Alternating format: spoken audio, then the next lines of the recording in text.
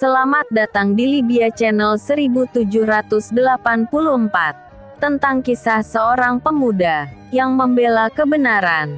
Maka terjadilah pergolakan, perebutan harta, harkat martabat, warisan, dendam dan cinta. Let's go for watching.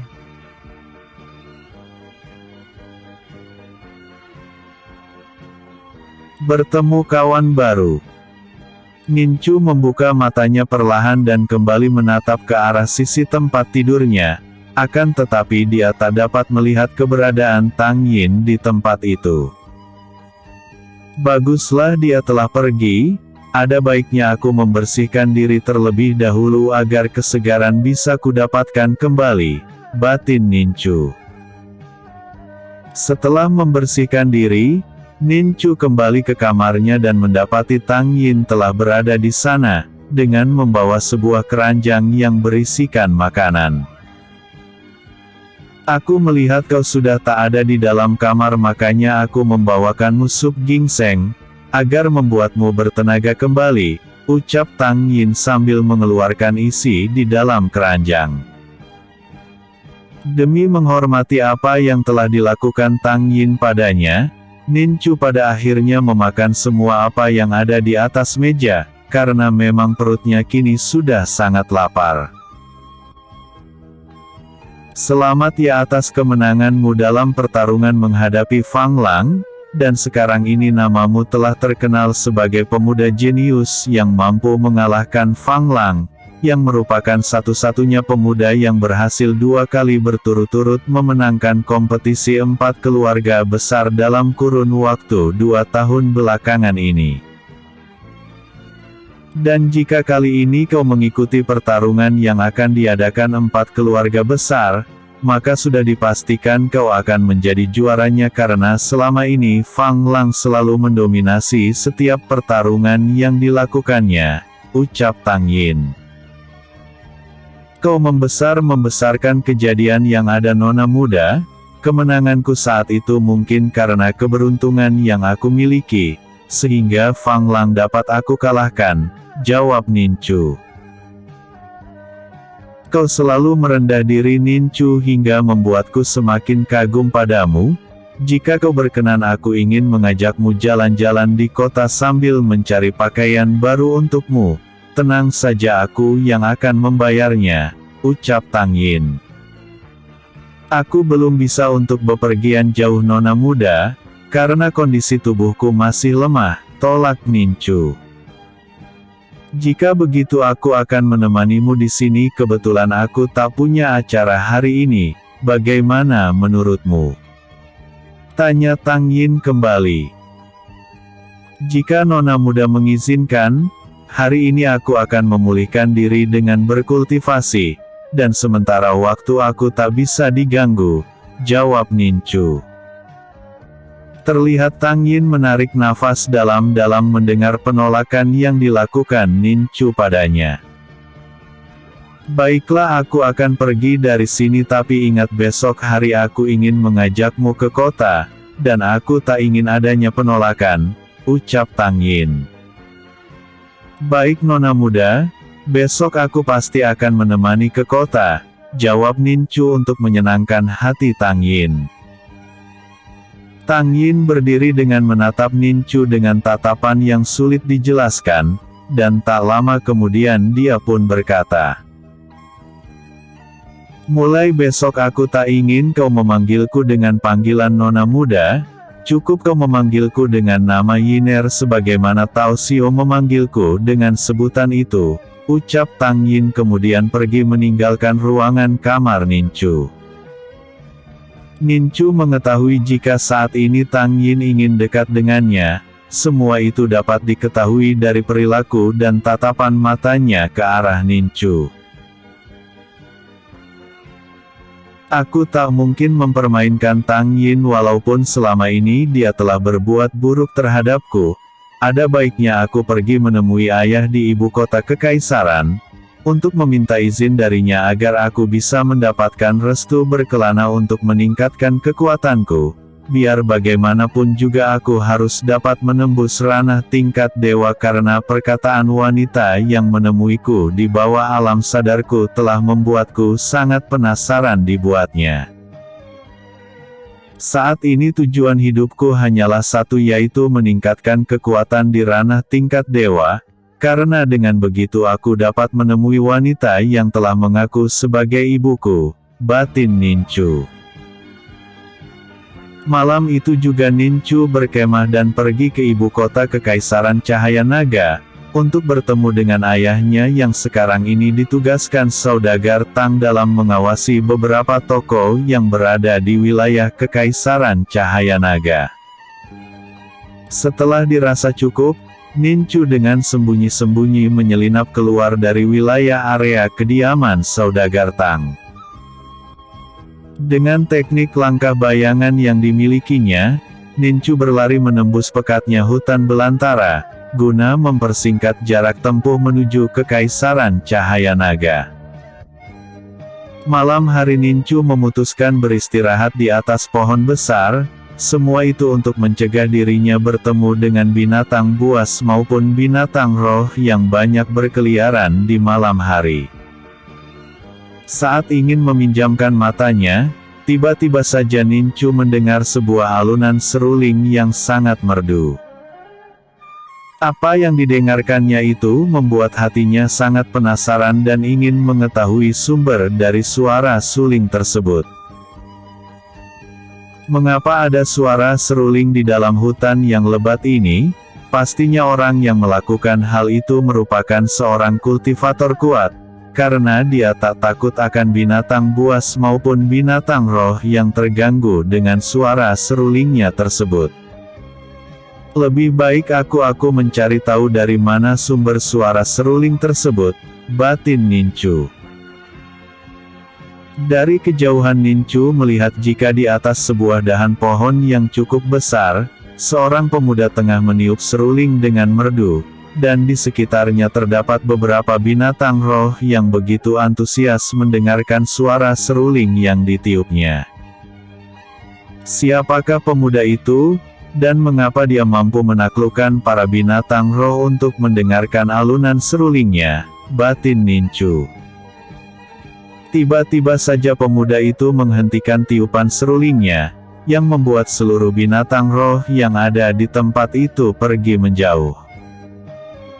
Mengapa kau hanya berdiri di situ? Jika kau bukannya lawan maka datanglah kepadaku, ucap suara pemuda itu yang ditujukan kepada Nincu.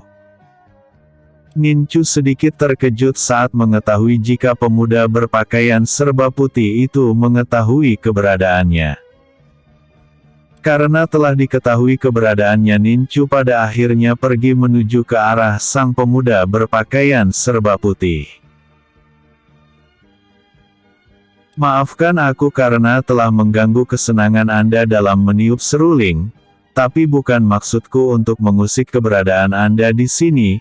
Aku hanya penasaran dengan suara seruling di malam hari, apalagi suara itu terdengar dari dalam hutan yang lebat ini, hingga aku memutuskan untuk mencari tahu sumber suara seruling yang Anda tiup itu, ucap Nincu dengan tenang. Aku berada di dalam hutan yang lebat ini memang untuk mencari ketenangan hati, dan kebetulan kau berada di sini berarti aku mempunyai seorang teman untuk ku ajak berbincang-bincang, ucap pemuda itu sambil turun dari atas dahan pohon yang cukup tinggi dari permukaan tanah. Tak terdengar suara sedikitpun saat pemuda itu menjejakkan kaki di tanah, dan Nincu tahu jika pemuda yang ada di hadapannya saat ini memiliki teknik meringankan tubuh yang sangat tinggi. Apa yang kau cari di dalam hutan malam-malam begini? Tanya pemuda itu tiba-tiba. Aku ingin pergi ke kota Kekaisaran guna menemui ayahku di sana, karena ada hal penting yang ingin sampaikan padanya, jawab Nincu sambil menyadarkan diri di pohon besar yang berada di tempat itu. Setelah berkata seperti itu, maka terjadilah perbincangan di antara mereka berdua, dan kehadiran Nincu di tempat itu membuat Zheng Wu merasa senang. Nincu, aku juga akan pergi ke kota kekaisaran dan kita akan pergi berdua ke sana. Aku akan mengajakmu ke rumahku dan kau akan menjadi tamu kehormatanku di sana, ucap Zheng Wu. Terima kasih saudara Zheng Wu, aku pasti akan datang memenuhi undanganmu itu, jawab Nincu. Setelah cukup lama berbincang-bincang, membuat mereka berdua memutuskan untuk beristirahat karena malam telah larut.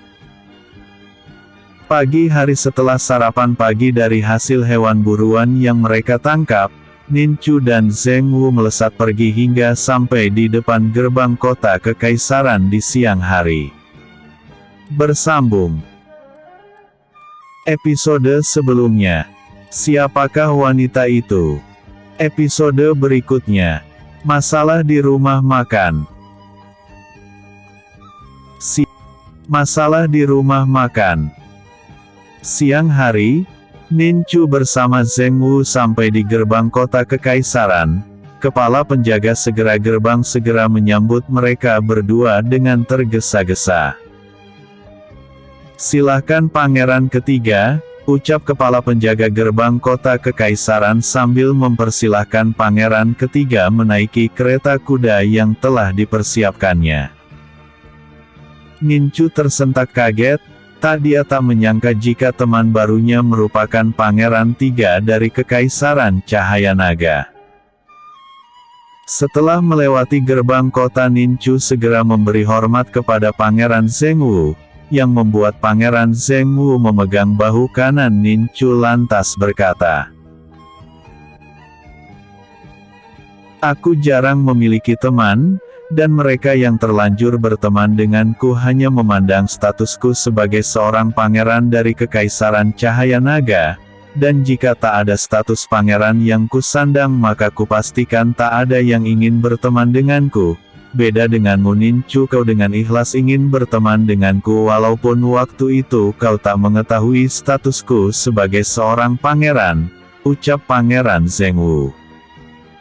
Pangeran Zheng Wu merupakan keturunan dari Raja Zheng Bilang di masa yang sekarang. Ini merupakan token atau lencana emas dariku. Jika siapapun yang melihat lencana ini maka orang itu akan mengetahui jika kau merupakan orang kepercayaanku, ucap Pangeran Zheng Wu sambil memberikan lencana emasnya kepada Nincu.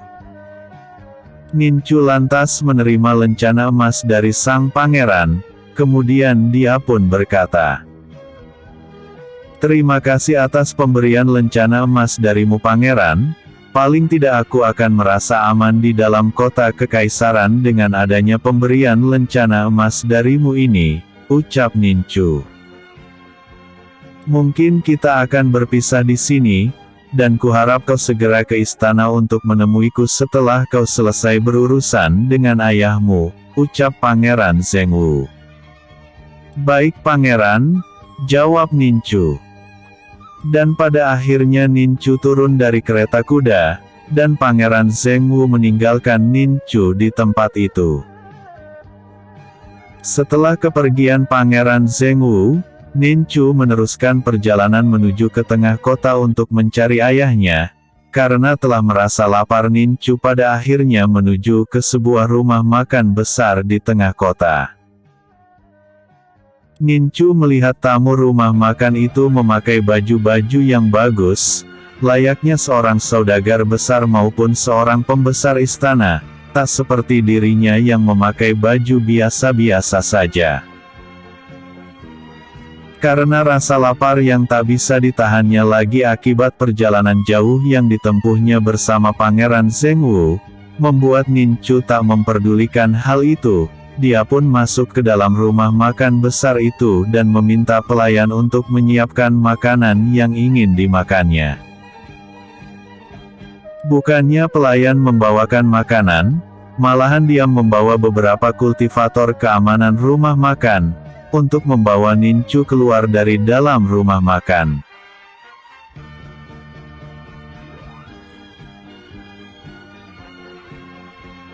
Rumah makan ini diperuntukkan bagi orang-orang yang mempunyai kedudukan maupun jabatan besar di dalam istana maupun di kota kekaisaran.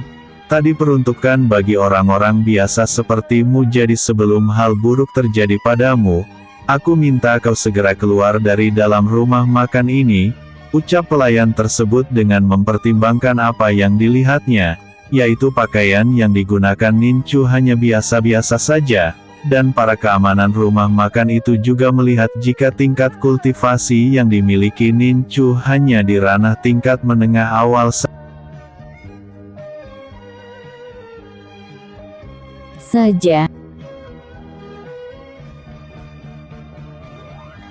saja.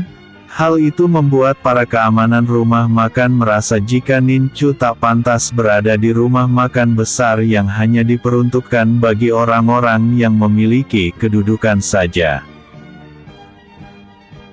Mengapa kalian mengusirku?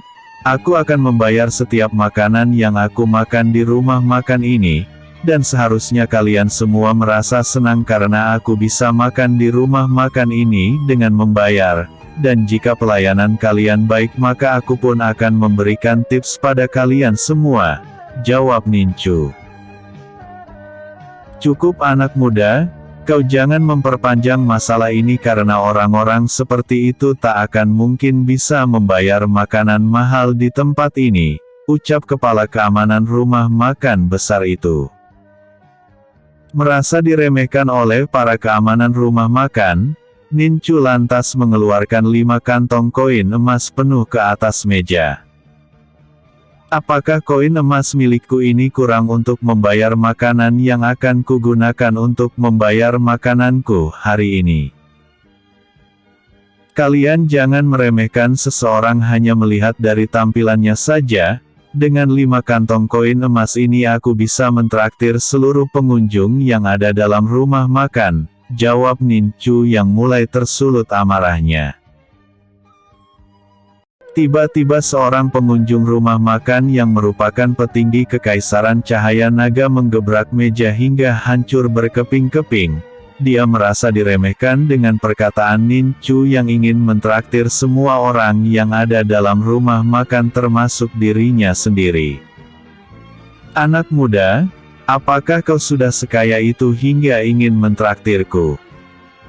Aku curiga 5 koin emas yang berada di atas meja itu merupakan hasil curian karena tak mungkin pengemis sepertimu mampu untuk mendapatkan koin emas sebanyak itu, ucap petinggi kekaisaran sambil melangkah ke arah Nincu. Takut hal buruk akan terjadi dan tentunya akan mempersulit ayahnya berada di kekaisaran kota, Nincu lantas mengeluarkan token atau lencana emas pangeran ketiga, dan memperlihatkan token itu kepada orang-orang tersebut. Jika begitu halnya, apakah dengan token emas ini aku bisa makan di sini? Tanya Nincu yang begitu tenang menghadapi masalah yang terjadi. Semua orang saling berpandangan satu dengan yang lainnya. Mereka tak menyangka jika seorang gembel dalam pandangan mereka mempunyai token emas milik pangeran ketiga-tiga, hingga petinggi kekaisaran yang tadinya begitu gusar dan marah terhadap keberadaan Nincu, pada akhirnya menghentikan langkahnya dan mempertanyakan di mana Nincu mendapatkan token emas itu. Di mana kau mendapatkan token emas itu? Tanya petinggi kekaisaran cahaya naga. Apakah aku harus menjawabnya? Jika kalian memang ingin mencari masalah denganku maka token ini akan memberikan jawabannya. Apakah kalian semua punya nyali untuk berlaku kasar terhadapku? Ucap Nincu sambil menatap ke arah mereka semua. Petinggi kekaisaran yang menduduki jabatan sebagai wali kota di wilayah kekaisaran, dan para penjaga rumah makan seketika itu terdiam, walaupun mereka semua merasa jika Nincu mendapatkan token emas itu dari hasil mencuri, Akan tetapi mereka semua pun tak mau gegabah dalam mengambil kesimpulan karena token emas itu merupakan milik sang pangeran, dan yang mendapatkannya merupakan orang-orang pilihannya yang tentunya akan bermasalah jika sampai pemilik token tersinggung. Ini tak bisa dipercaya mengapa anak muda ini memiliki lencana emas dari pangeran ketiga, dan tak mungkin juga dia bisa mencuri dari sang pangeran yang terkenal cerdik dan memiliki kemampuan di atas rata-rata orang-orang seusianya. Lebih baik aku menghindari berbenturan dengan bencana emas yang dimiliki anak muda ini, daripada aku barusan dengan pangeran ketiga yang tentunya kedudukanku saat ini pasti akan terancam, batin wali kota kekaisaran. Tiba-tiba saja seorang wanita yang melihat perbincangan itu dari sudut ruangan tempatnya berada segera datang menghampiri. Dia adalah Putri Yuan Hua, anak satu-satunya yang dimiliki bangsawan Yuan. Aku tak yakin jika kau pemilik rencana emas itu. Sepupuku Pangeran Zheng Wu tak akan mungkin memberikan lencana emas kepada sembarang orang, apalagi orang itu adalah kau Ninchu, ucap sang putri. Ninchu menatap wanita yang baru datang itu, dan alangkah terkejutnya Ninchu saat melihat wanita itu adalah Putri Yuan Hua, wanita yang telah menyerangnya di dalam pesta ulang tahun tuan muda keluarga Tao, yang membuat wanita itu terluka oleh senjata rahasianya sendiri. Celaka, ini akan menjadi masalah baru bagiku. Mengapa Putri Yuan Hua berada di saat-saat genting seperti ini? Dan hal ini pasti akan membuat orang-orang di sini akan memburu dan menangkapku, batin Ninchu. Ninchu lantas berdiri dan berkata, jika memang aku tak diperbolehkan makan di tempat ini maka sudahlah, aku tak akan memperpanjang masalah dan akan pergi meninggalkan rumah makan ini, ucap Ninchu. Kau tak akan bisa pergi meninggalkan tempat ini karena ada dua hal yang perlu kau pertanggungjawabkan. Yang pertama, kau telah melukaiku di wilayah kota Wutang yang merupakan bagian dari Kekaisaran Cahaya Naga. Yang kedua, kau telah membawa lencana emas pangeran ketiga tanpa ada kejelasannya, dan untuk itu kau wajib ditangkap dan diadili di sidang Kekaisaran Cahaya Naga. Bersambung episode sebelumnya. Bertemu kawan baru. Episode berikutnya. Menyelesaikan masakah Pangeran Zheng Wu sendiri, karena semua masalah yang terjadi ada hubungannya dengan sang pangeran ketiga. Dengan adanya perkataan Ninchu seperti itu, maka Putri Yuan Hua menyuruh utusannya untuk memanggil pangeran ketiga di istana, dengan memberikan token emasnya ke utusan tersebut, yang menandakan jika dirinya membutuhkan pangeran ketiga segera. Pangeran ketiga yang tengah bermain kecapi, dikejutkan dengan kedatangan utusan dari Putri Yuan Hua sepupunya. Di mana Putri Yuan Hua sekarang berada? Tanya Pangeran Zheng Wu kepada sang utusan dari Putri Yuan Hua. Pangeran, Putri Yuan Hua sekarang ini berada di rumah makan Bintang Kejora di tengah kota, jawab utusan itu. Apa kau tahu masalah yang dialami sang putri sekarang? Tanya Pangeran Zheng Wu. Maaf Pangeran, aku hanyalah seorang utusan yang disuruh Putri Yuan Hua agar secepatnya menemui Yang Mulia Pangeran, dan memberikan token emas yang kubawa tadi agar pangeran dapat segera datang memenuhi panggilan sang putri, jawab utusan sang putri. Baiklah, kau boleh pergi dari tempat ini dan aku akan segera pergi ke penginapan Bintang Kejora yang kau maksud, ucap pangeran ketiga. Setelah berkata seperti itu pangeran ketiga langsung menyuruh pengawalnya untuk menyiapkan kuda terbaik yang dapat berlari kencang, agar mempermudahnya menuju ke tempat tujuan. Di rumah makan Bintang Kejora. Setelah sekian lama menunggu, pada akhirnya Pangeran Zhengwu tiba juga di rumah makan. Semua pengunjung rumah makan menyambut kedatangan pangeran ketiga, dan secara bersamaan menggenggam tinju dan membukukan badan memberikan hormat kepada sang pangeran. "Aku terima hormat kalian," ucap Pangeran Zhengwu yang membuat orang-orang yang melakukan penghormatan kepadanya seketika itu menghentikan penghormatannya. Putri Yuanhua mendatangi Pangeran Zhengwu dan menceritakan semua yang terjadi di rumah makan, dan juga menceritakan tentang siapa yang dahulu telah melukainya di kawasan kota Wutang.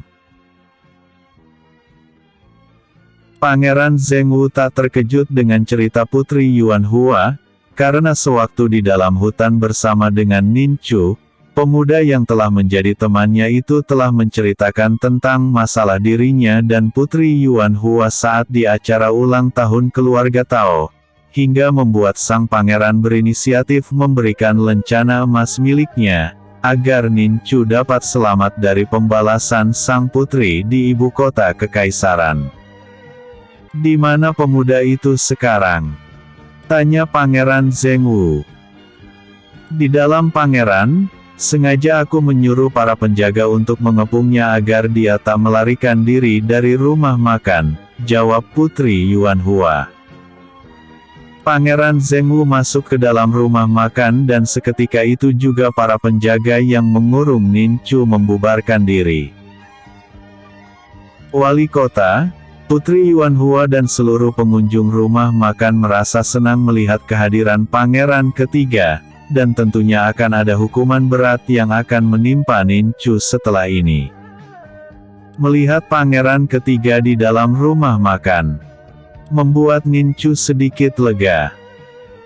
Sang pangeran lantas menyuruh para pelayan menyiapkan anggur terbaik di dalam rumah makan, dan makanan terbaik agar segera dibawa ke tempat Nin Chu berada.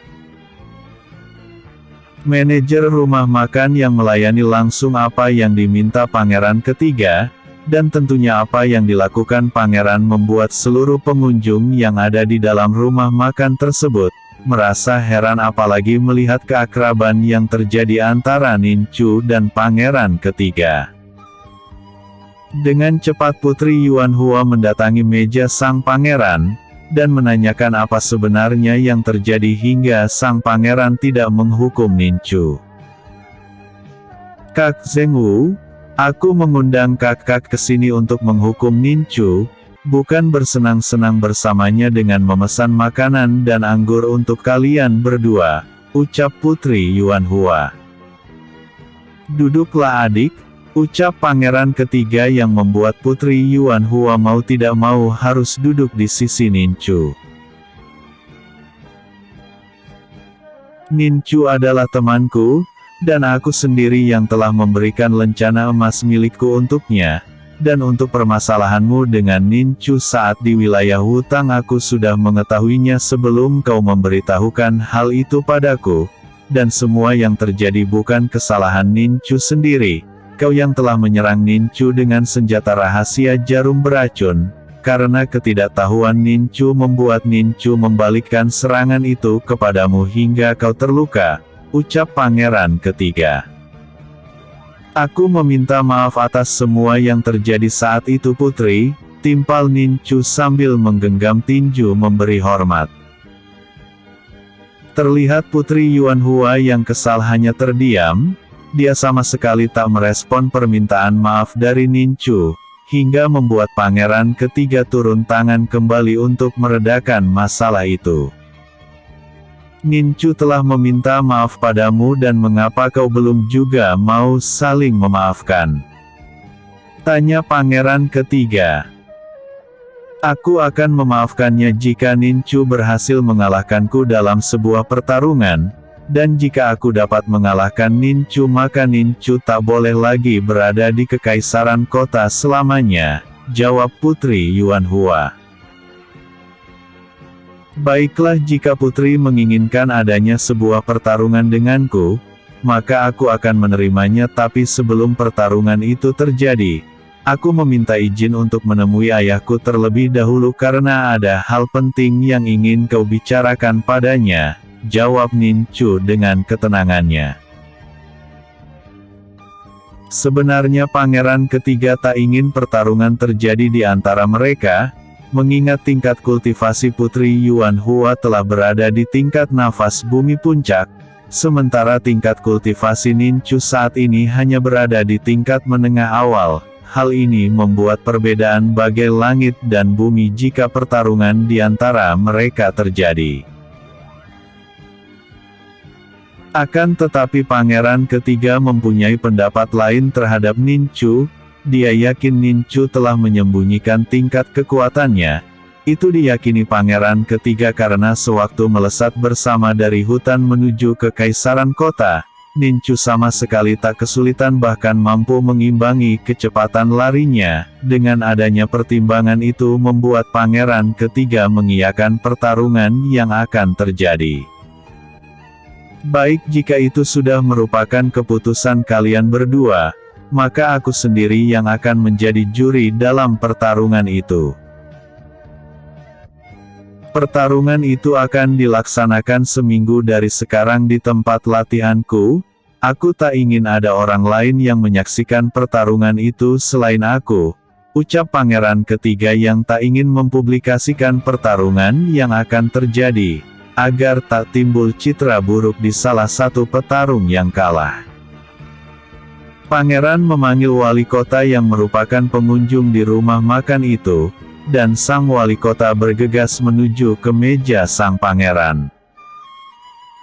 Sekilas sang wali kota menatap ke arah Nin Chu, yang mengisyaratkan jika sang wali kota meminta kepada Nin Chu untuk tutup mulut dengan apa yang terjadi di rumah makan sebelumnya. Bersambung. Pendekar Naga Giok. Tang Yin menyusul Nin Chu ke kota kekaisaran. Tatapan mata sang wali kota kepada Nin Chu membuat Nin Chu berpikir untuk merespon balik dengan tersenyum kepadanya. Semua itu dilakukan Nin Chu karena ada keuntungan di balik itu semua. Nin Chu akan menggunakan jabatan wali kota untuk menjaga sang ayah dalam melakukan pekerjaannya di kota kekaisaran, dan tentunya dengan perlindungan sang wali kota Nin Chu dapat lebih tenang untuk meninggalkan sang ayah dalam berlatih di pegunungan binatang iblis, yang terkenal dengan banyaknya binatang roh tingkat tinggi yang berkeliaran di sana. Aku ingin kau menemani Nin Chu dalam mencari keberadaan ayahnya di dalam kota kekaisaran, dan carikan tempat penginapan yang layak baginya, ucap pangeran ketiga. Tentu pangeran, titahmu akan segera hamba laksanakan, ucap wali kota. Sang wali kota dapat bernapas dengan lega karena Nin Chu tak menceritakan kepada pangeran ketiga tentang masalah yang terjadi di mana dirinya telah menyinggung Nin Chu. Setelah semua masalah yang terjadi menemui titik terang, maka semua orang yang berada di rumah makan kini membubarkan diri dengan satu persatu pergi meninggalkan rumah makan tersebut. Sang wali kota mengajak Nin Chu pergi ke kediamannya. Kedekatan Nin Chu dengan pangeran ketiga membuat sang wali kota harus dapat mengambil hati Nin Chu, agar jabatan wali kota yang ada padanya tetap aman. Di rumah sang wali kota Nin Chu dijamu dengan sebaik mungkin, dan saat makan malam perbincangan pun terjadi di antara mereka. Aku telah menemukan ayahmu dan besok pagi aku akan menemanimu untuk menemui ayahmu, ucap wali kota. Wali kota Kekaisaran Cahaya Naga, jabatan itu menurutku sangat mulia dan dihormati di seluruh wilayah kota Kekaisaran Naga. Di rumah makan Anda telah berlaku kasar dan nyaris menyudutkanku, dan jika masalah yang terjadi di rumah makan sampai terdengar oleh pangeran ketiga, maka aku tak menjamin kedudukan wali kota Kekaisaran Cahaya Naga masih berada padamu dan tak berpindah kepada orang lain, ucap Nin Chu. Sang wali kota menelan ludahnya sendiri mendengar perkataan Nin Chu, dan dengan perlahan sang wali kota pun berkata,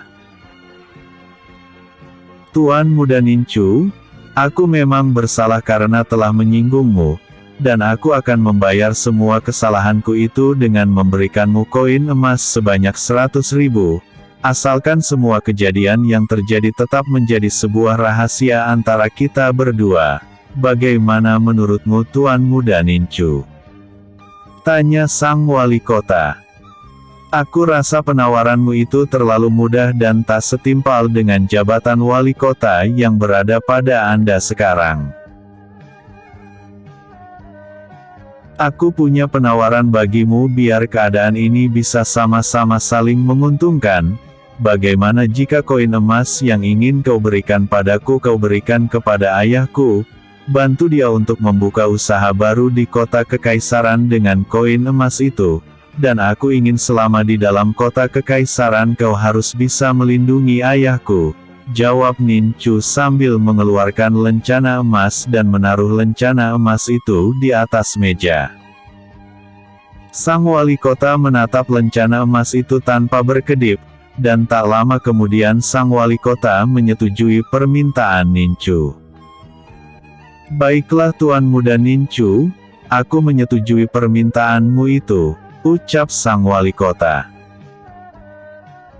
Sementara itu di wilayah Wutang, tepatnya di kediaman saudagar Tang, terlihat Tang Yin begitu murka hingga menghancurkan apapun yang berada di dalam kamar Nincu, begitu mengetahui Nincu telah pergi dari kediaman saudagar Tang. "Ayah, aku akan pergi ke kota kekaisaran guna menemui Nincu di sana," ucap Tang Yin kepada sang ayah. Saudagar Tang mengernyitkan alisnya dan menyelidik ke arah wajah gusar putrinya, karena tak seperti biasanya putrinya begitu marah saat berhadapan dengannya. "Aku tak mengizinkanmu untuk ke sana, kekaisaran kota tak seperti kota Wutang, di sana terlalu ramai dan sangat berbahaya.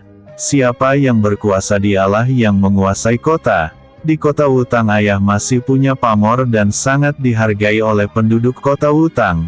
Tapi di kekaisaran kota ayahmu ini tak ada apa-apanya karena di sana banyak yang lebih berkuasa dan menguasai pasar perdagangan seperti yang ayah geluti.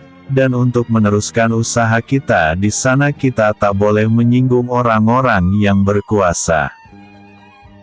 Putriku, aku tahu kau menyukai Nincu tapi tak begini caranya. Aku akan mengabari Nin Bao untuk membawa pulang Nincu agar kau bisa bersamanya. Tapi putriku, aku berharap di masa depan kau tak menikah dengan Nincu karena dia tak mempunyai masa depan, dan kuharap kau bisa menikah dengan Tao Xio yang lebih terlihat bibit, bebeit dan bobotnya agar kau tak kekurangan di masa depan, ucap saudagar Tang. Ayah, yang menjalani kehidupan adalah aku dan aku telah memilih Nincu sebagai pendamping hidupku di masa depan. Jika di masa depan aku mengalami kesusahan dengannya, itu merupakan resiko yang akan ku tanggung karena yang menginginkan dia sebagai pendamping hidupku. Tao Xio memang pemuda yang kaya raya tapi secara perilaku dia sangat buruk ayah. Dia sering mempermainkan hatiku dan selalu menang sendiri. Dia juga sangat kasar jika sudah marah dan aku tak menginginkan di masa depan dia akan menindasku setelah aku menjadi istrinya, jawab Tang Yin. Masalah itu akan hilang dengan sendirinya setelah kau menikah dengannya. Memang untuk saat ini kalian berdua masih tahap menyesuaikan diri, dan tak ada salahnya kalian berdua mencoba untuk bertunangan terlebih dahulu, ucap saudagar Tang. Tidak ayah. Sudah kukatakan aku memilih Nincu untuk menjadi pendamping hidupku di masa depan bukan Tan Xio, dan tak ada alasan bagi ayah untuk memaksakan kehendak ayah terhadapku. Jika ayah tak ingin menemaniku ke kota kekaisaran maka aku akan berangkat sendiri ke sana, ucap Tang Yin dengan sedikit penekanan di perkataannya.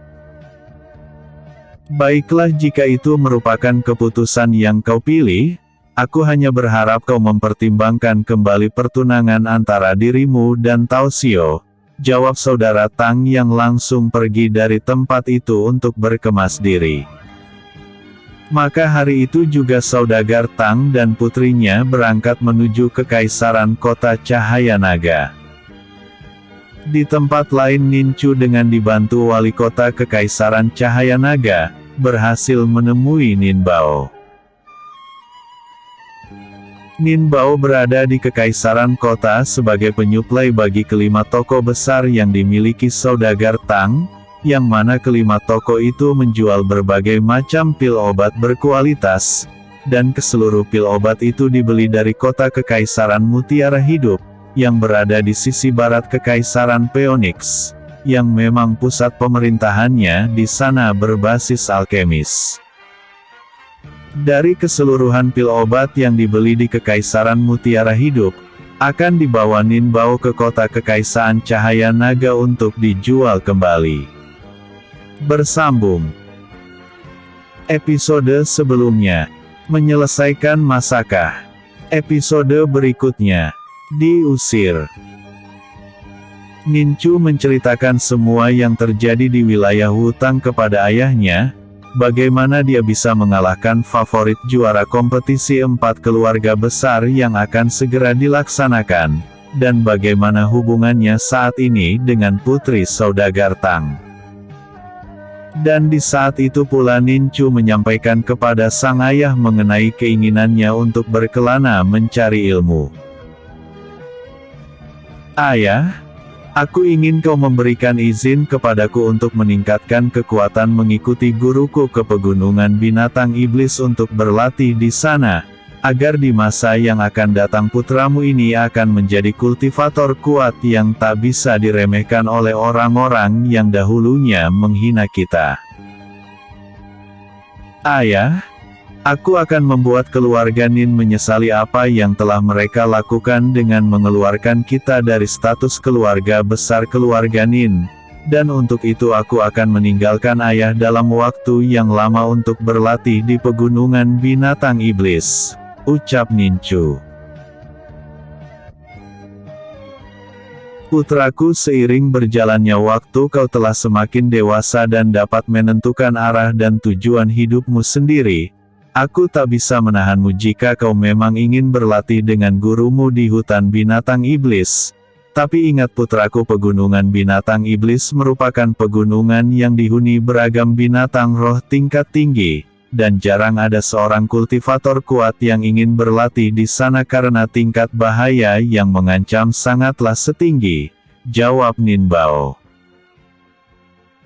Ayah, jangan khawatirkan hal itu, aku dan guruku pasti bisa melewatinya, dan saat kembali nanti aku pasti telah menjadi seorang kultivator yang kuat seperti apa yang aku cita-citakan selama ini, ucap Nincu. Aku mendukung semua cita-citamu itu putraku, dan kuharap kau masih tetap hidup dan bisa menemui ayahmu ini kembali, jawab Nin Bao. Pasti ayah. Aku pasti kembali untukmu menjenguk, jawab Nincu singkat. Selepas perkataan Nin Bao yang telah merestuinya, Nincu pergi ke Istana Cahaya Naga untuk menemui pangeran ketiga.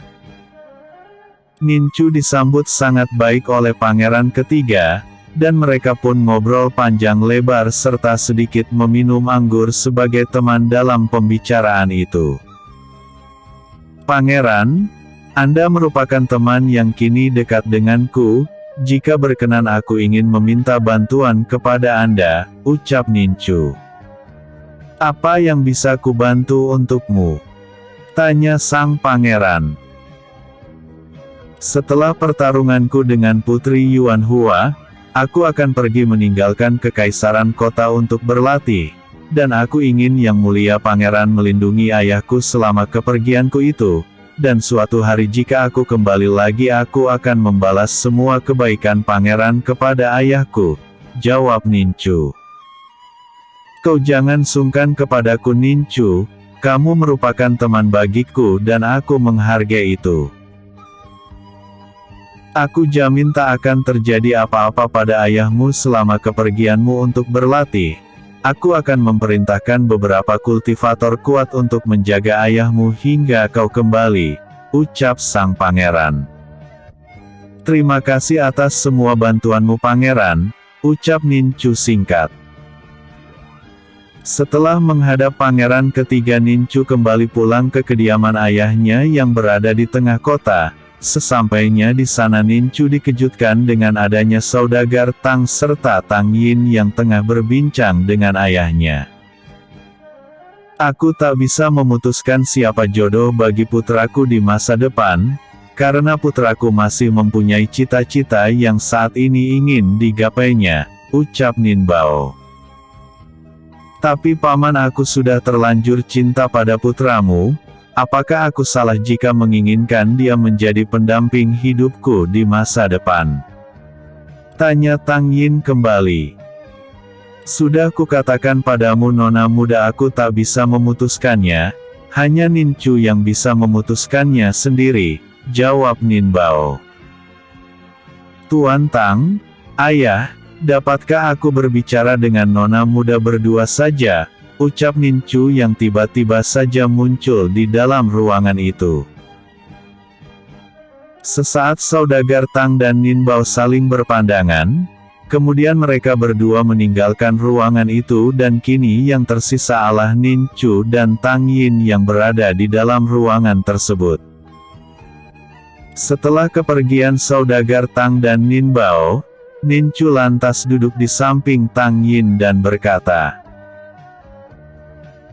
Nona muda, kasta kita sangatlah berbeda. Jika kau bersamaku maka kehidupanmu akan susah.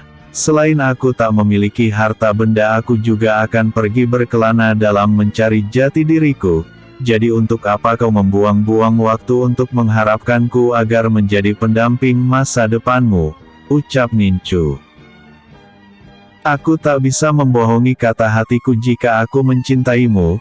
Salahkah aku jika aku mencintai seseorang yang dapat memberikan ketenangan bagi hatiku?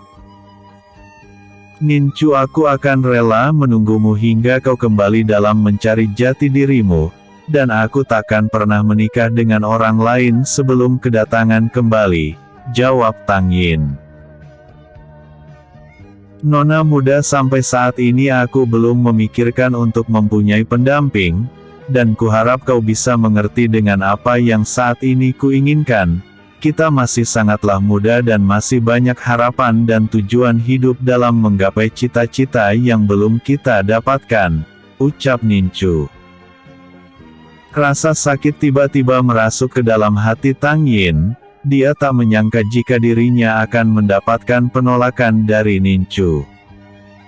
Aku tahu kau melakukan ini untuk membalas apa yang telah kulakukan padamu selama ini, bukan? Kau menang karena kau telah membuatku jatuh cinta padamu dan pada akhirnya kau menghancurkan hati dan harapanku. Baik, jika begitu Nincu, aku tak akan mencarimu lagi, karena setelah kejadian ini kau takkan pernah dapat menemuiku lagi, ucap Tang Yin kemudian pergi meninggalkan Nincu. Saudagar Tang langsung menghampiri putrinya setelah keluar dari dalam ruangan. Dia pun menanyakan mengenai kelanjutan hubungannya dengan Nincu.